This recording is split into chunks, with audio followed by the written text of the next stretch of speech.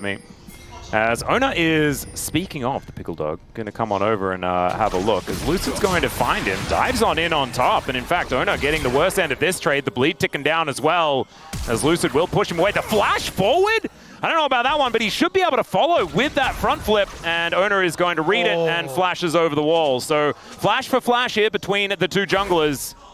And Lucid saying, get off my lawn. Yeah, the big thing, being at a level 2 Neferi, a lot more power in the kit compared to a level 2 Pantheon. Ona's going to get forced off even harder. This is great for Lucid. Yep. And Ona does walk his way out, does manage to secure that, I'm pretty sure. As even some caster minions getting involved. Absolutely crazy. But Lucid will be able to turn this into a red steal. And this was Ona going for the invade, so he'd already invested the extra time to get over there and is not going to be able to find too much for successful. And he had the prio in his lanes. Lucid oh god, out the game. Oh man. Oren has just been obliterated by Xiu here. Gets the scrap shield, flash forward and lands the harpoon. There's a solo kill. And that is first blood. Man, I'm so used to it's going to be this blue buff, and that is due to the fact that Showmaker has all of that priority in this mid lane. But bot side priority is also there for T1. So a little bit of an honest engage here as Carrier dives forward. They get on top of Lucid. He's lit on fire. Faker free hitting now with these Sand Soldiers, but it's Carrier that's the one in trouble. And with that Spirit Rush, Showmaker is able to take him down. Beryl now looking for Faker as Lucid in amongst it. Gumayushi the target, but Ona goes down first. And that's another kill, this time going over to aiming. He wants some opportunities to answer back, right? Because DK needs to take risks. They need to do things. And Lucid going to start by taking down these grubs as they spawn. Doran fighting against Xiu. Grand Starfall does come down. Let's see whether the Rumble will survive. And the answer is absolutely he will not. As Lucid just wanting to get that final grub, and he does manage to secure it. So T1 not able to deny the feat. They will be able to deny triple grubs from DK. So to get a little bit gold back in their favor. Yeah, and I think getting the Gwen out of the hole going to be an important one as Beryl comes over and says hi to Faker. Hey man, how you doing? And Faker says, I wanted to go home. Please stop annoying me. Oh, and also puts the passive on the minions, so Showmaker just kills them with the beautiful... Oh, Carrier? All right, Carrier could be in a little bit of trouble here. Something they chase. Yep, still going to be able to get out as once again, Beryl with another Zenith Blade. Charm going to connect there as well as Faker could be in a little bit of trouble. Orbit Deception comes down. I don't think Faker's dying here. And remember, he really wanted to go home. Yeah. And so it's really not going to do all that much. Any of their blue buffs yet? Well, they did get that one earlier. I believe it was Ona who smite secured. Oh, he did. But they lost the fight as a result. Oh, so he hasn't had blue buff for very long. Yeah. Oh, Guma. Okay. Solar Flare is going to miss the stun, but he's still dead. Lucid comes on over, grabs the kill. Lucid just flipped over the wall, so doesn't have that ability at this point in time. Avoids the Deadly Flourish, though, as he flashes over the wall. Ona goes in, but Beryl is right there already. The curtains are going to get called, as now Lucid still trying to escape. I don't know whether Beryl is going to be quite as lucky, though, as he realizes he has to stick around, and that will spell his death. So down here a little bit. As I say that, they speed back up again. Beryl getting engaged on here. Good crash down as he's just looking to try and escape. And maybe this is why the flash was left off cooldown, as Lucid really wanted to secure his Raptors. He does do so. Cones his way into the pit, and Ona is going to be able to stun him. The front flip gets him over, but that means the Dragon definitely goes into the hands of T1. Equalizer goes down, not really doing too much. So an evening out of the Drake's Iran is low enough where Herald with a bit of damage would be able to take it down. Yeah. It's a big one. Now Faker actually able to put on a lot of pressure here towards his bottom side, but Showmaker is going to answer that. Spidey sense is tingling there as Faker is going to be able to... the mid tower. This won't kill it, but they should be able to finish off with some mortars. Yeah. Beautifully done. Faker is going to try and return the favor, heading down towards his bottom side. No feats of strength, of course, but first turret blood going over to DK going to be an important one there. I have to TP out. Yeah, Faker will set up a turret of his own and will look to take down this wave. And I think maybe he's just dead. He's lost the ability to do the old... nice. Okay, gets over the wall. That's very cute. Malignant's on the floor, and they just have to back away. Once more. And Solar Flare going to connect onto Ona. Zenith Blade to try and chain this CC, but the Magnus Storm is good from Carrier. Untargetable is Lucid, but he has to use everything to try and get out, and it does not work.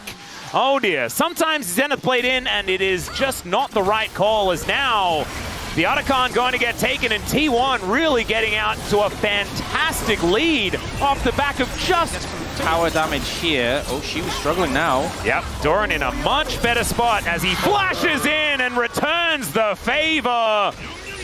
The turret will do a fair bit of damage there, as in fact, yeah, Doran does indeed die. But now we've got another fight breaking out. Beryl, once again, just gonna be dead. Solar Flare looking a little celebratory as it hits absolutely nothing. And T1, they get the better end of it, even though it was and then I didn't see that he... All right, Beryl's in again. Lucid is there watching again, and Beryl's dead again. This is just a never change game, I feel like, for Doran. Yeah, a turret shot or two. But unfortunately does not happen. Grand Starfall goes down as Xiu is just going to get swept back, and will do a fair bit of damage here to Ona on the outset, as now Gumayusi also in a little bit of trouble. Good cleanse from aiming, but it's not going to be enough. Carrier just being a defender, as Lucid realizing that perhaps he's also overextended, and Beryl's out of the gate once again. Okay, it's time to die once more. Oh, as look at these the health bars, yeah, these health bars are so incredibly low. If Beryl can actually get in there, Solar Flare is back up again, and he throws it down. Not going to find anything, but he's holding them in position. The Eclipse wears off. Beryl is certainly killable, but so are T1 as Doran's teleported in, and oh my goodness, this Gwen is so scary. 15 seconds until Xiu's back up again. And it's a 4v5. In goes Carrier, but doesn't really find the angle, and now Showmaker with all that mobility, looking to see what he can get done. Untargetability good there from Lucid, but Gumayusi, he lands the bullets. Faker goes golden, and DK melts like butter in the microwave. Blood in the water. Just as we can see here, the siege is continuing. The Baron getting to work here. As Equalizer goes down, flash in from Beryl, gets the cleanse out from Gumayusi as Carrier going down lower and lower. The Magnastorm not going to save him there. There's some untargetability from Lucid, will not save him here either, as it's a 1-for-1 in the end. And now Doran is rotating over. The needlework is so scary as once again he's under the turret. Once again he's dead under the turret. Theoretically fight for it, but I just don't even think that's going to be a worthwhile opportunity. 3 items like you were talking about, a thing to watch out for on aiming, but I feel like it's too little and it's probably too late. Yeah, the problem is, you know, there's 3 items across the board for T1. Oh, I'm going to connect there onto Doran, and then Showmaker has to try and find a way out as, oh, the deadly flourish! That was beautiful! From Gumayusi, has to now walk off the red carpet as Beryl looking for Doran. The Magnastorm's gorgeous. Carrier sacrifices himself for it though, and now they're looking for even more. Over the wall they go. Doran is so low, Guma's so low, but it doesn't matter because they get a clean. They hold strong after you know, some troubles, a little bit of troubles in the early game. A very convincing finish out for this game. Absolutely beautifully done by T1 and points in their shield. Very important. So if you end up, you know, let's say you have Camille ult aiming and Beryl jumps in front to block, he will just die. Yes. He will just die.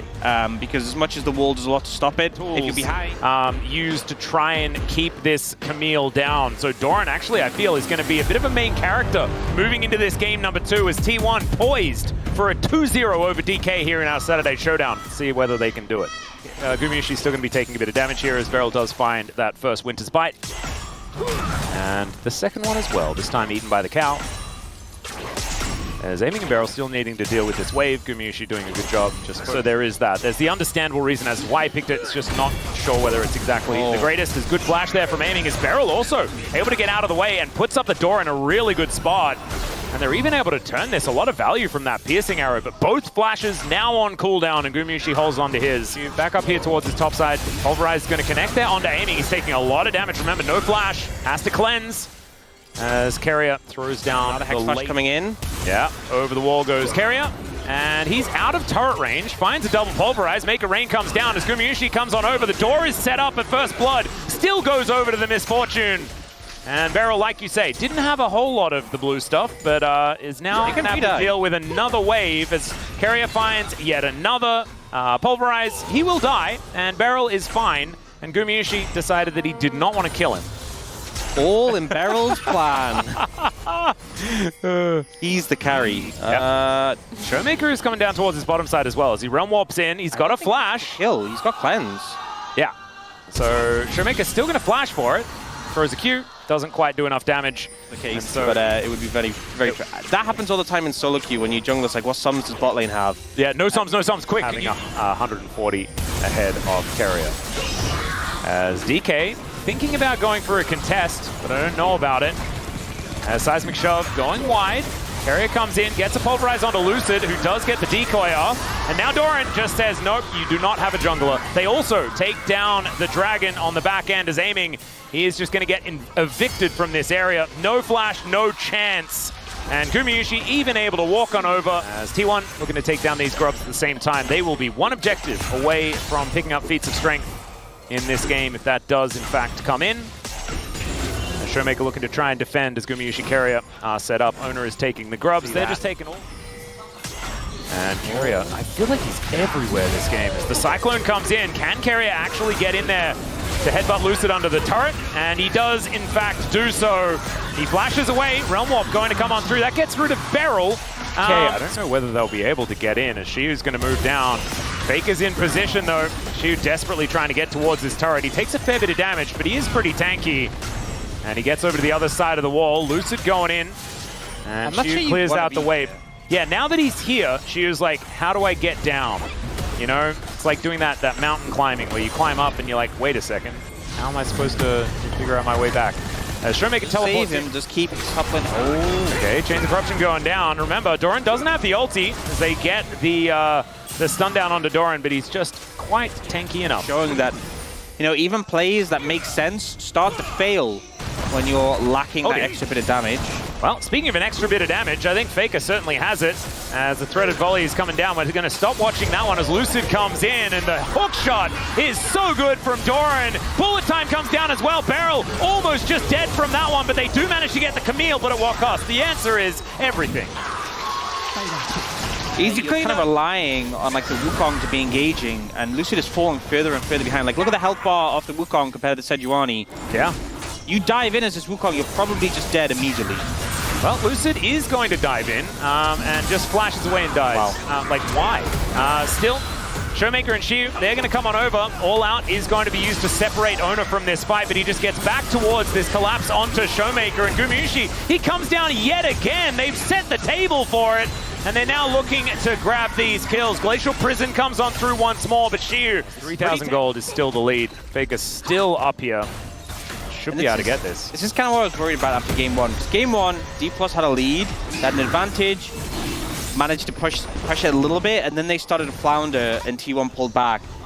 This is a game though where T1 are the ones who led the charge, who have the advantage, and it just doesn't even look remotely close. Nope. I can't play as I say that. Let's punish Fake in the side lane. That's never failed before. That's always a solid strategy against T1.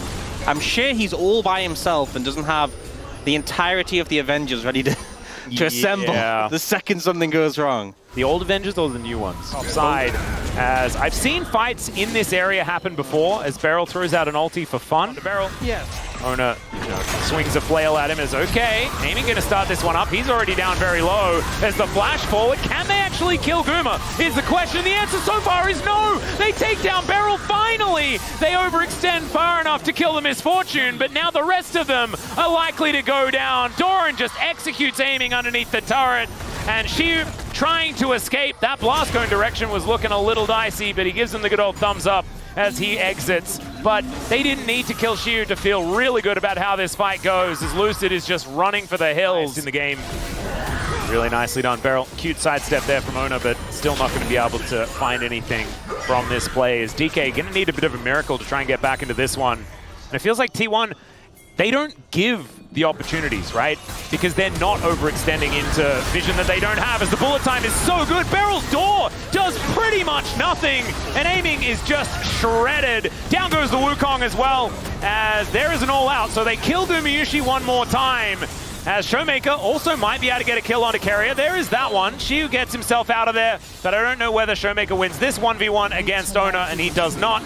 Down goes the Cassante as well, as T1 complete the ace with only the sacrifice of their bottom lane, and you can see Shiu just head in hands. Showmaker not really sure of what to do, and this is looking like that. Maybe Carrier was thinking about, like, he used it as a way to face check safely. And there was no one there, so he didn't need to worry about it, but maybe they didn't have that level of information. Okay, I thought it was, I think maybe it was, the patch note said, if you, like, charge into something and it doesn't, like, hit a tower, it will do the charge anyway, but maybe so far away from a tower, I don't know. But didn't look great. Still looked like it was a bit of a problematic scenario as you've got Showmaker moving down towards the bottom side with teleport in hand to get rid of that minion wave. T1 getting to work on the Otacon, and DK have no real right to move up even into their topside jungle. And so this will just be T1's, not a whole lot of answer. As Lucid wanting to trade for an Infernal Drake. I don't think he gets to make that trade. Well, I mean, we know that there are a couple towards the top side, but it looks like DK may not have full information. Showmaker coming on over. There's a teleport in from Doran. DK going to have to be swift about this one if they want to lock this down, as they do manage to secure it, get some bounty gold as the Cyclone comes in. Lucid looking for Faker there, but Faker moves out of the way of the Cyclone. Very nicely done. Hextech Ultimatum onto aiming in the back line. What's this Varus ever supposed to do this game? And it is get shoved and then bullet timed to death as Lucid, that was a bit tricky, gets himself over the wall as Shiu trying to get into that backline, goes all out and pulls Doran over, but he's so incredibly low. Gumayushi is looking for that kill, and he should be able to get it. Still, actually, Shiu doing some work, but Gumayushi's a raid boss. He is massive. That's another ace for T1. And I don't know whether they'll need that many. They want to kill Gumayushi one more time as the seismic shove is so perfectly placed. Showmaker goes golden Shiu into that backline. They might be able to kill Gumayushi, but I guarantee they are all dead after that as Ona takes down the Rise. Doran getting on in there. Man, he's doing so much damage. Shiu dashing around, doing cool stuff, but you know what? He's dead. And there is not a whole lot to be said other than that. T1, even though they don't have their AD carry, they will be able to pick up a Baron.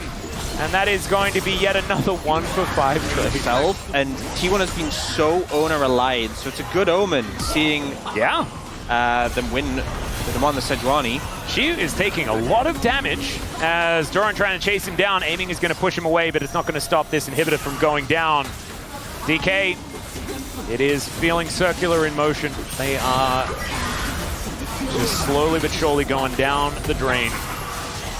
As Shiu does get his health bar back, Weave as well just to block off Lucid from this fight. Seismic Shove does not connect, but the Hextech Ultimatum goes in. There's another gorgeous bullet time as Gumayushi cuts them down. Kill credit going over to Doran. Sitting on 10 now this game. What a monster. Seismic Shove's gorgeous there from the GOAT.